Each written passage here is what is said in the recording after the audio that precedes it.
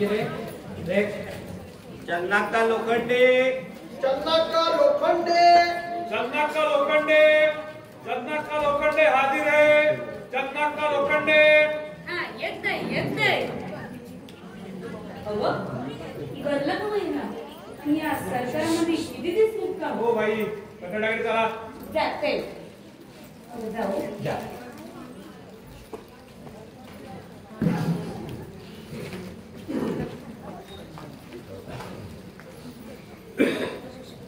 या गीतेवर हात ठेवून म्हणा देवा शपथ खरं सांगेन खोटं सांगणार नाही.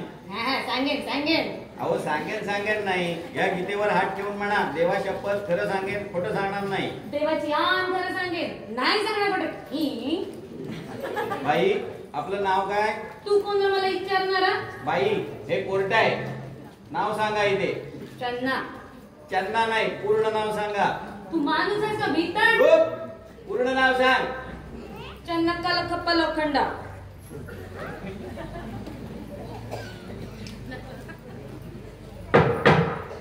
विचारा तुमच्या साक्षीदाराला प्रश्न. बाई तुमचं नाव काय? अहो मी चन्ना नव्हता. मला ओळखतं का? नवरकाला काय झाला? काय नाव माझं? नाव हो नाव कसं सांग की. अगं तू घरामध्ये नाही तू इथे कोर्टात आली. नाव काय माझं? लखप्पा लोखंडा. लखप्पा लोखंडा. चन्ना चन्ना आपला धंदा कसला? धंदा आपला तंबाखूचा व्यापार. ओ बाई हे कोर्ट आहे इथे तंबाखू मळायचा नाही. तू चित्र पावट्या.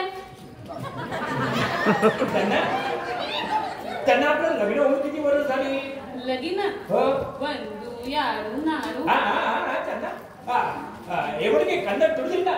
कन्नड तुडदिल्ला. कन्नड तुडतील ना? मराठी मराठी दा त्यांना आपल्याला पोरं किती? पोर अन्नप्पा बसप्पा श्यामप्पा संजप्पा आणि यो दाखला गिसप्पा न बघा 5 आणि मग तुम्ही करून घालत ना. त्यांना सरकारचं असं म्हणणं आहे की मी म्हणे बऱ्याचशा बायकांची लग्न केली आणि त्याला फसवलं मी. आरंभ्याला सरकार गळू मुंडा वळू वाटळ होय तुझा. साहेब माझी तपासणी संपली. Yes your any cross? बाई तुम्ही आरोपीची बायको आहात. मग तुला काय वाटलं मी तुझी बायको आहे? हो बाई प्रश्नांची उत्तर द्या. मग ह्यो बरा कसा मला ही पण प्रश्न विचारतोय तो? बाई तुम्हाला 5 मुलं आहेत. मला 10 पोरं असतात. तुझ्या माझं काय करतं? बाई हे कोर्ट आहे इथे असं भलत बोलून चालत नाही. मला सांगा तुम्ही निपाणीला राहता कुठे? कुठं म्हणजे घरात रस्त्यात नाही. मग भाडं किती देता? भाडं भाडं वगैरे मुडद्या. असं म्हणजे तुम्ही तुमच्या बापाच्या घरात राहतात? नाही तुझ्या बाच्या घरात. मला सांगा बाई तुमचा नवरा नेहमी व्यापारासाठी घराबाहेर असतो? मग घरात बसून कशाचा व्यापार करायचा असतो रे चबुत्र्या? बर मग आता मला सांगा तो वर्षातले किती महिने घराबाहेर असतो? आकडे मोजाया तुझ्या मनी शाळेत नाही गेली मी. बरं मग मी सांगतो बघा. सांग. 4 महिने नाही. 6 महिने नाही बघ. 8 महिने असं छान. आता कसं नीट बोलला. आता मला असं सांगा तुमचा नवरा जेव्हा व्यापारासाठी तुमच्या घरापासून बाहेर असतो तेव्हा त्या दर महिन्याच्या तुमच्या घरच्या खर्चाला पैसे कोण देतो? तू. आणि तो तुझा खुर्चीत बसला तुझा बाप. Your honour please ask to get out of the court please. बाई अशी भाषा बोललात तर तुम्हाला तुरुंगात पाठवेल. हे बघ सरकार लय वटपट करू नकोस माझ्या नवऱ्याला नाहीला सोडलं सरकार गळू मुंडा वळू चप्प वाटळ होय तुझा.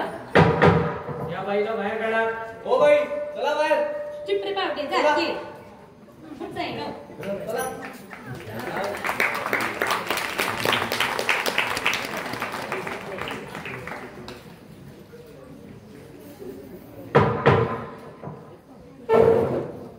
तेव्हा तुमचे म्हणणे असे की तुम्ही निपाणीचे तंबाखूचे व्यापारी लखोबा आहात. खरं नाव साहेब लखप्पा. वडिलांचे नाव निजय बाप्पा. म्हणजे तुम्ही लखाप्पा निजलिंगाप्पा लोखंडे आहात. होय साहेब. पण मला सांगा, निपाणीला तुमच्या बायका मुलांखेरीज तुम्हाला कोणी नातेवाईक? कोणी नाही साहेब. आई वडील? आई वडील लहानपणीच वाढले. कुणाच्या, तुमच्या की त्यांच्या? आणि भाऊ बहीण वगैरे? कोणी नाही साहेब. आता हे सगळे माझे भाऊ बहीण वगैरे. पण मला सांगा, निपाणीच्या म्युन्सिपल कॉर्पोरेशनच्या मतदार यादीमध्ये तुमचं नाव असेलच? साहेब बहुतेक नसेल, कारण मी पुष्कळ दिवस व्यापाराच्या निमित्ताने घराबाहेरच असतो. घर सुद्धा माझ्या बायकोच्या नावावर आहे. त्यामुळे तिचं नाव एखाद वेळेस असेल त्या यादीत. जाऊन विचारू का साहेब? नको. तुम्ही तंबाखूचा व्यापार करता म्हणजे नक्की काय करता हो? तुमचं दुकान बिकान कुठे आहे? नाही साहेब, आम्ही आरतीचा व्यापार करतो. म्हणजे एका ठिकाणाहून तंबाखू खरेदी करायची, दुसरीकडे नेऊन ती विकायची. म्हटलं कमिशन तेवढं आमचं. तर मला सांगा, सध्या तंबाखूचा दर काय चालू आहे? साहेब बरेच दिवस मी लॉकडाऊन मध्ये असताना सध्या व्यापाराची परिस्थिती काय चाललेली आहे माझी मला कल्पना नाही. पण बहुधा तंबाखूचा भाव वाढलेला असेल. काय तंबाखूचा भाव वाढलाय का सध्या? आम्ही कोणती वस्तू विकत घेऊन खात नाही.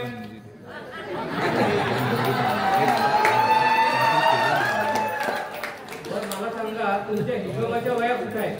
साहेब हिशोबाच्या वया आम्ही ठेवीत नाही. आमचा सगळा हिशोब आमच्या डोक्यात असतो.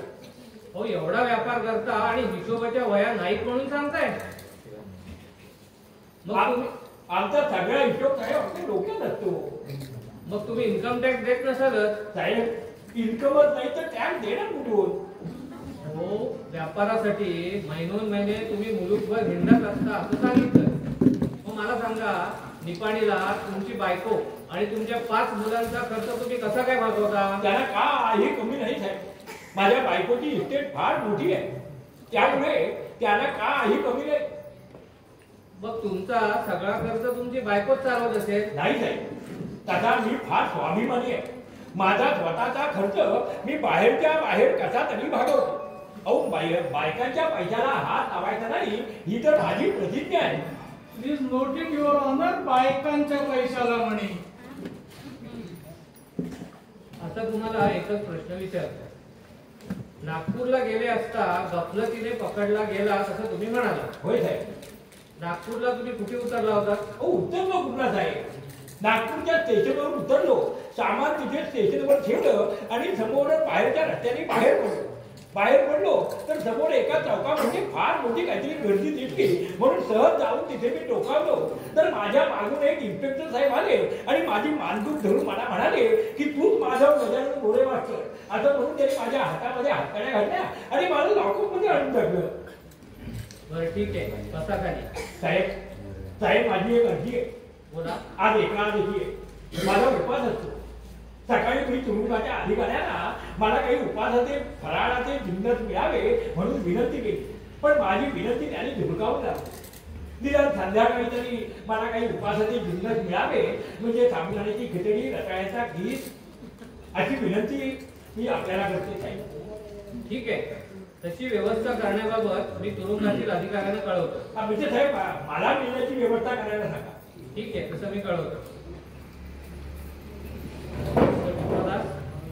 यस युअर ऑनर, या देशातल्या कोणत्याही न्यायालयासमोर एवढा गंभीर आणि भयानक खटला आजपर्यंत कधी आलेला नसेल. महापुरुष हा शतकानुशतकातून एकदाच जन्माला येतो असं म्हणतात. पण ह्या गुन्हेगाराने केलेल्या एकेका भयंकर गुन्ह्यांचं स्वरूप पाहिलं म्हणजे असा अद्वितीय गुन्हेगार देखील शतकानुशतकातून एकदाच जन्माला येणं शक्य आहे असं आपल्याला अत्यंत खेदाने नमूद करावं लागेल. झाले बहु होतील बहु असतील बहु परंतु यासमहा हे मोरोपंतांनी केलेलं वर्णन जणू काही याच्यासाठीच लिहून ठेवलेलं आहे की काय असं वाटतं. दुनिया झुकती है, झुकाने वाला चाहिए असं म्हणतात. पण दुनियाला सतत गेली 12 वर्ष झुकवीत ठेवणारा असा जबरदस्त झुकानेवाला खरोखरच असू शकतो याची कल्पना जगातल्या मोठ्या मोठ्या नाटककारांना आणि कादंबरीकारांना देखील करता आली असती की काय याची मला शंका आहे. शेक्सपियरचा आयारू, शूद्रकाचा शकार आणि गडकऱ्यांचे कमलाकर, वृंदावन आणि घनश्याम देखील आरोपी पुढे लाजेने अक्षरशः माना खाली घालतील. मिळवून या कोर्टासमोर जेव्हा एक एक साक्षीदार येऊन आरोपीच्या जीवनातल्या रहस्यमय पैलूवर प्रकाश टाकत होता ना, तेव्हा मला तर असं वाटत होतं की मी त्या अरबी भाषेतल्या सुरस आणि चमत्कारिक कथांच्या अद्भुतरम्य सृष्टीत तर वावरत नाहीये ना.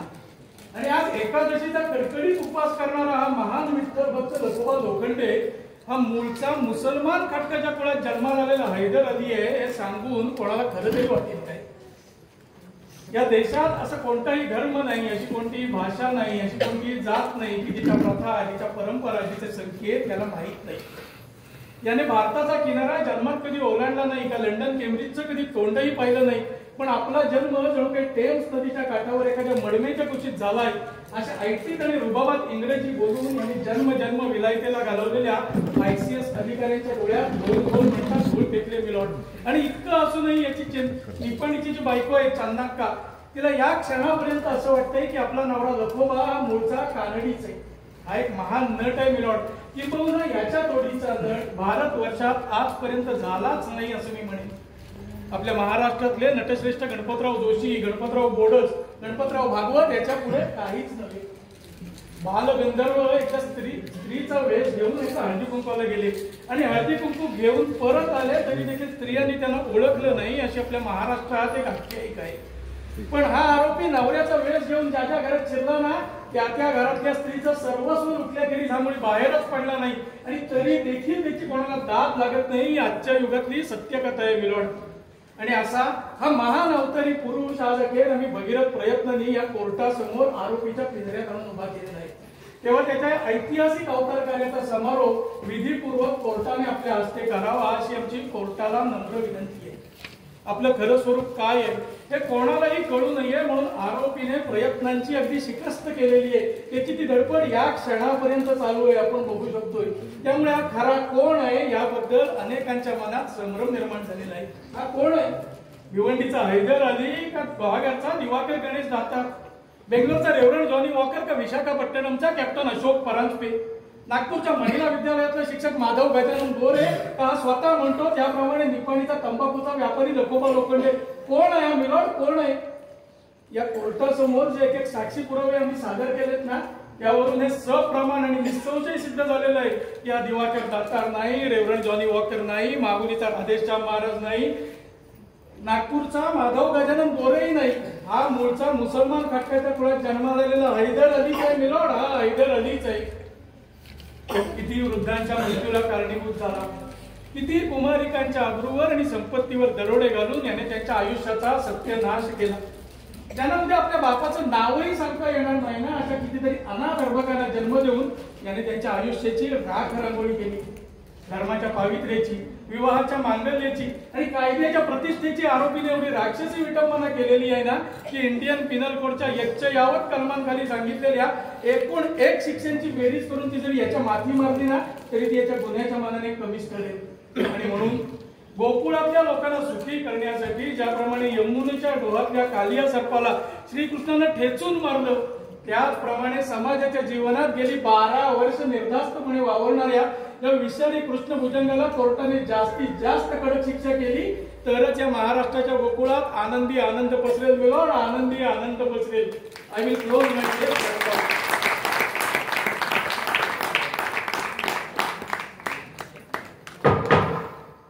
तुम्हाला काही बोलायचं आहे?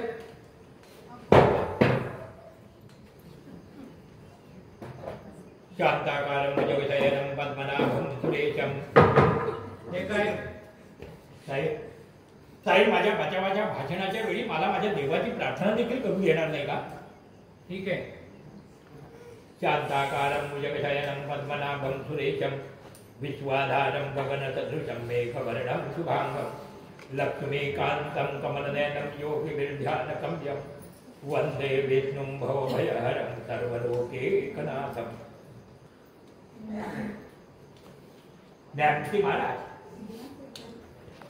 महाराज, विद्वान सरकारी वकिलांनी एवढी माझ्या विरुद्ध आग पाखडल्यानंतर मी माझा स्वतःचा बचाव काय करणार साहेब? माझे वर्णन करताना मराठी भाषेतलं एकही विशेषण यांनी कुणी सोडलेच नाही. सक्सेन काय, दुकानेवाला काय, नटश्रेष्ठ काय, जादूगार काय, राक्षस काय. न्यायमूर्ती महाराज, सरकारी वकिलांनी केलेले हे भाषण ऐकून मला तर असं वाटायला लागलं की रावणानंतर या संपूर्ण भारत वर्षामध्ये मला वाटतं माझाच नंबर लागेल. इतका मी भयंकर असेल याची मला देखील स्वतःला कल्पना नाही. न्यायमूर्ती महाराज, मी जर आपल्या जागी असतो की नाही तर विद्वान सरकारी वकिलाचं हे भाषण ऐकून मी कसलाही विचार न करता आरोपीला म्हणजे मला 25 काळ्या खाण्याची शिक्षा बिनधास्त ठोठावी असते. सरकारी वकिलांनी आपल्याला जे सांगितलंय आणि त्यांनी आणलेल्या साक्षीदारांनी या कोर्टामध्ये येऊन ज्या एक साक्षी दिलेल्या आहेत त्या सगळ्या खऱ्या आहेत असं मी म्हणतो. नाही नाही, त्या खऱ्या आहेतच. अनेक बायकांना फसवून त्यांच्याशी लग्न केलं, त्यांची संपत्ती लुबाडली आणि त्यांना रस्त्यावर आणून सोडलं असा एक महाभयंकर गुन्हेगार आपल्यामध्ये आहे. याविषयी माझ्या मनात मात्र शंका नाही. पण न्यायमूर्ती महाराज, तो गुन्हेगार या कोर्टासमोर या पिंजऱ्यामध्ये माझ्या जागी उभा आहे अशी जर कल्पना या विद्वान सरकारी वकिलांनी आणि त्यांनी आणलेल्या भाडोत्री साक्षीदारांची असेल ना तर न्यायमूर्ती महाराज मला त्याची फार कीव करावीशी वाटते. तो मी नव्हे. न्यायमूर्ती महाराज, आपल्या मागे टाकलेल्या त्या महात्मा गांधींच्या पवित्र नावाची शपथ घेऊन मी सांगतो की तो मी नव्हे.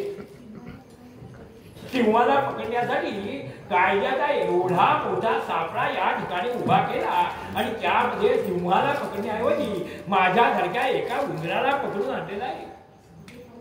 हे पाहून आपल्याला देखील पोट धडधडून हसावेचं वाटत मला. न्यायमूर्ती महाराज, मोठमोठ्या लोकांच्या डोळ्यामध्ये धूळ फेकणारा असा एक माणूस दिल्ली पासून विशाखापट्टणम पर्यंत या संपूर्ण भारत वर्षामध्ये राजरोसपणे वावरतो आहे आणि तरी देखील या राज्यातलं या देशातलं पोलीस खातं त्याला पकडू शकत नाही. याचा अर्थ काय? याचा अर्थ एकच की या देशातलं पोलीस खातं नालायक आहे. त्यांना शिव्या देण्याऐवजी या विद्वान सरकारी वकिलांनी या गुन्हेगाराला न भूतो न भविष्यती ते शिव्या देत सुटलेले आहेत. न्यायमूर्ती महाराज, आपण काय न्याय देणार आहात हे आपल्या बाबूत महात्मा गांधी बारकाईनं पाहते. म्हणून म्हणतो मला शिक्षा देण्यापूर्वी आपण 100 वेळा विचार करावा. ह्या कोर्टामध्ये ज्यांनी माझ्या विरुद्ध साक्षी दिल्या त्या एकालाही किंवा एकीलाही मी जन्मात कधी पाहिलेलं नाही. माझा जन्म, न्यायमूर्ती महाराज, माझा जन्म निपाणीला झाला. मी तिथेच लहानाचा मोठा झाला. लहानपणी मराठी आणि कानडी या 2 भाषांपैकी मला एकही भाषा येत नाही. पण 4 इंग्रजीचे शब्द काय येत नसतील एवढंच काय. न्यायमूर्ती महाराज, वयाच्या 20व्या वर्षी माझं लग्न झालं. देवाच्या दयेने मला 5 मुलं आहेत. माझे त्यांच्यावर फार विलक्षण प्रेम आहे. त्यांच्या आठवणीनं मला तुरुंगामध्ये झोप देखील येत नाही. इतके दिवस आपला बाप कुठे गेला या विचारानं ती माझी कच्ची बच्ची धाय म्हणून तिकडे दिसत असते. न्यायमूर्ती महाराज, वयाच्या 15व्या वर्षी मी काँग्रेसमध्ये गेलो. कायदे भंगाच्या चळवळीत मी महात्मा गांधींच्या बरोबर सहभाग घेतला. न्यायमूर्ती महाराज, गांधीजींच्या अहिंसावादावर माझा फार विश्वास आहे. थोडंसं जरी कुठे मला रक्त दिसलं ना तर मला चक्कर येते. मग मी मुसलमानाच्या खाटकाच्या कुळातला माणूस कसा असू शकेल. लहानपणी माझे काल माझ्या आईने टोचले, मग मी मुसलमान कसा असू शकेल. न्यायमूर्ती महाराज, वसंत कोरेश्वर आम्ही होती म्हणतो की मला म्हणे 15,000 रुपयाला या माणसाने फसवलं. न्यायमूर्ती महाराज, लाच देण्याच्यासाठी लाच देऊन नोकरी मिळते. पंडित नेहरूंच्या काळात ही पंडित नेहरूची बदनामी आहे, माझी नाही. हे या मूर्खाला समजतंय का? हो, त्यांनीच आपले 15,000 रुपये दिल्लीच्या चांदणी चौकात जाऊन एखाद्या माडीवर जाऊन झक मारली असेल आणि आपल्या 15,000 रुपयाच्या कवड्या रेवड्या केल्या असतील आणि ते पाप लपवण्यासाठी तो माझ्या विरुद्ध एक खोटी तोहमत गेलो आहे. न्यायमूर्ती महाराज, दिल्लीला मी कधी गेलो नाही, मैसूरला गेलो नाही, बेंगलोरला गेलो नाही, की विशाखापट्टणम काळे आहे का गोरे आहे हे मी कधी पाहिलं नाही. न्यायमूर्ती महाराज, निपाणी, कोल्हापूर, सोलापूर आणि नागपूर एवढाच काय तो मी माझ्या व्यापारासाठी म्हणून फिरत होतो. अहो, संपूर्ण देशभर फिरायला मला वेळ आहे कुठे? सुनंदा दातार आणि प्रमिला परांजपे या 2 मुलींची मला फार मोठी मौज वाटते. हो, चांगल्या बिया आणि एम.ए. झालेल्या या आणि खुशाल आपल्या या कोर्टाच्या चव्हाट्यावर ओरडतात की आम्ही म्हणे आमच्या माणसाची लग्न केली, त्याला म्हणे इतका हुंडा दिला आणि तो म्हणजे मला आम्हाला फसवून पळून गेला. अरे, स्त्री जातीची नम्रता, स्त्री जातीची शालीनता, स्त्री जातीची पावित्रता आणि गेली कुठे? दिवाकर दातार म्हणे दाजी जास्ती दातारांचं सोंग घेऊन आला 10 मिनिटांमध्ये आणि ते म्हणे याला समजलं नाही. न्यायमूर्ती महाराज, हे आपल्याला खरं वाटतं? हो, आयुष्य म्हणजे काय सिनेमा आहे का नाटक आहे? बाकी मला या गोष्टींची काय करायचंय म्हणा. मी मधुकर देशमुख नाही, दिवाकर दातार नाही, दाजी जास्ती दातार नाही, कॅप्टन अशोक परांजपे नाही, की माधव गजानन गोरे मास्तर नाही. या कोर्टामध्ये ज्यांनी माझ्या विरुद्ध साक्षी दिल्या हे त्या सगळ्या साक्षी खोट्या आहे, हे माझ्या बायकोच्या एका साक्षीवरून सिद्ध झालेलं आहे. न्यायमूर्ती महाराज, मी निप्पाणीचा तंबाखूचा व्यापारी लखोबा लोखंडे आहे. व्यापाराच्या निमित्ताने मी नागपूरला गेलेलो असताना गफलतीनं मी या कायद्याच्या सापळ्यामध्ये अडकलो. त्या निमित्ताने देव माझी सत्व परीक्षा घेत आहे. न्यायमूर्ती महाराज, सरकार सर्व सत्ताधिकारी आहे, त्यांनी आपले सर्व सामर्थ्य माझ्या विरुद्ध उभे केलेले आहे. परमेश्वरा गेले मला आता कोण आहे? जास्तीत जास्त कडक शिक्षा देण्यात यावी असं विद्वान सरकारी वकिलांनी आपल्याला सांगितलेलं आहे. ज्यांनी आपल्या आयुष्याची राख रांगोळी केली, वाटोळे केले, त्या माझ्या विरुद्ध साक्षी देणाऱ्या सुशिक्षित मुलींच्या लग्नाचा जर प्रश्न सुटणार असेल आणि त्यांच्या आप्तांच्या आत्म्याला जर शांती मिळणार असेल तर न्यायमूर्ती महाराज, आपण कोणताही विचार न करता मला 25 फाशीची शिक्षा बेधडक फरमावा. बिलकुल भिवू नका. माझ्या बलिदानाने या मध्यमवर्गीय मुलींच्या लग्नाचा प्रश्न सुटणार असेल आणि त्यांच्या आई बापाला जर का थोडीशी अक्कल येणार असेल तर न्यायमूर्ती महाराज, माझे हे अवतार समाजाच्या सार्थकी लागले आणि ईश्वराच्या चरणी रुजू झाले असंच मी समजेन. जय हिंद.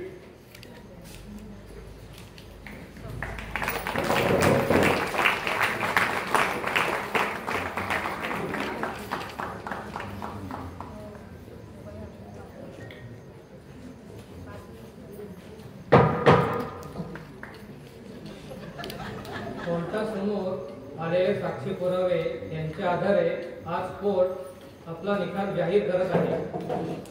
हा खटला सरकार विरुद्ध दिवाकर दातार उर्फ हैदर अली उर्फ मधुकर विनायक देशमुख उर्फ राधेश्याम महाराज उर्फ जॉनी वॉकर उर्फ अशोक परांजपे उर्फ माधव गजानन गोरे उर्फ लखाप्पा निजलिंगप्पा लोखंडे असा आहे. आरोपीचा बचावाचा सगळा भर नकारात्मक आहे. तो मी नव्हे, हे त्याच्या बचावाचे ध्रुवपद आहे. सरकारतर्फे आपल्या विरुद्ध आणलेला सारा पुरावा खोटा असून आपण हैदर अली किंवा अशोक परांजपे यापैकी कोणीही नसून आपण निपाणीचे तंबाखूचे व्यापारी लखोबा लोखंडे आहोत असे त्याचे म्हणणे आहे. आपला खटला गैरसमजुतीवर आधारलेला आहे. A case of mistaken identity असा त्याचा थोडक्यात दावा आहे. हस्ताक्षर तज्ञांच्या साक्षीवरून आरोपी आणि दिवाकर दातार यांचे हस्ताक्षर एकच आहे हे निर्विवाद सिद्ध झाले आहे.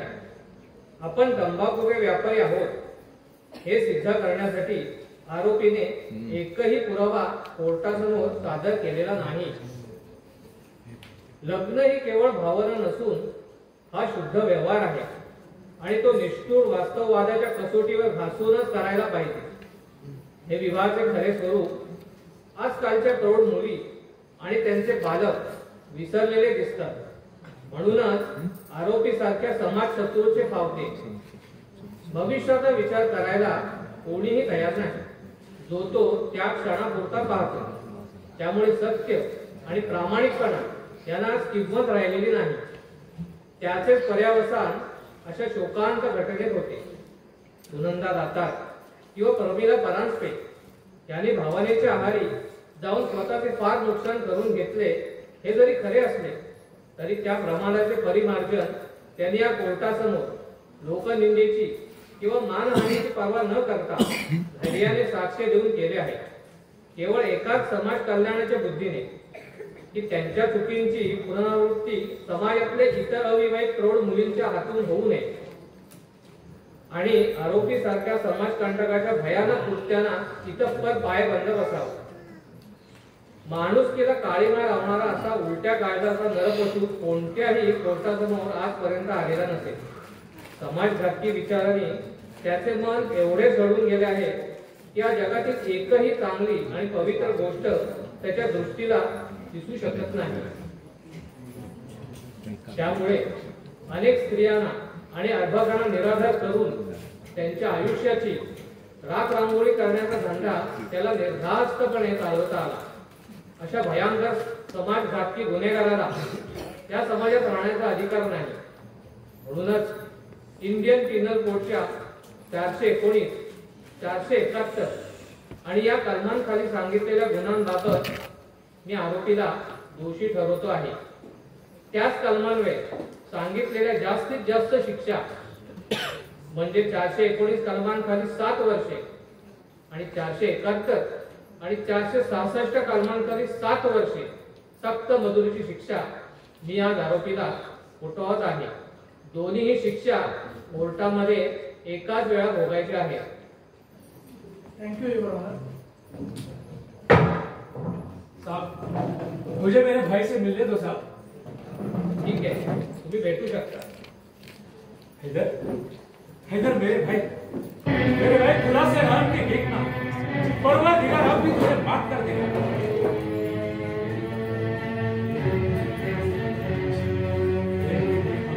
परवरदिगार अब भी तुझे माफ कर देगा.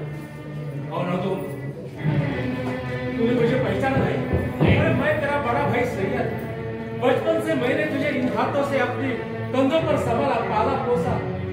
तू मुझे कैसे भूल सकता है? 12 साल हुए तू घर छोड़कर चला गया. तेरी बूढ़ी माँ तेरी याद करते करते गुजर गई.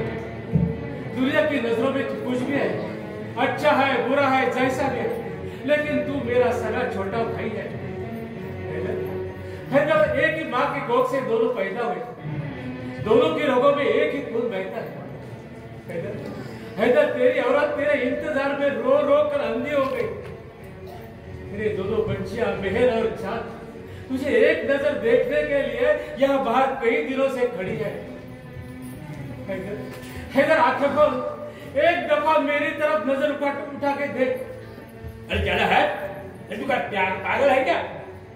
हैदर, तुझे खुदा की कसम. खुदा? कौन खुदा? तू खुदा को भी नहीं मानता? नहीं मानता. मैं किसी को भी नहीं मानता. मैं सिर्फ अपने आप को मानता है. अब्बा जान मुझे माफ करना. अब्बा जान मुझे माफ करना.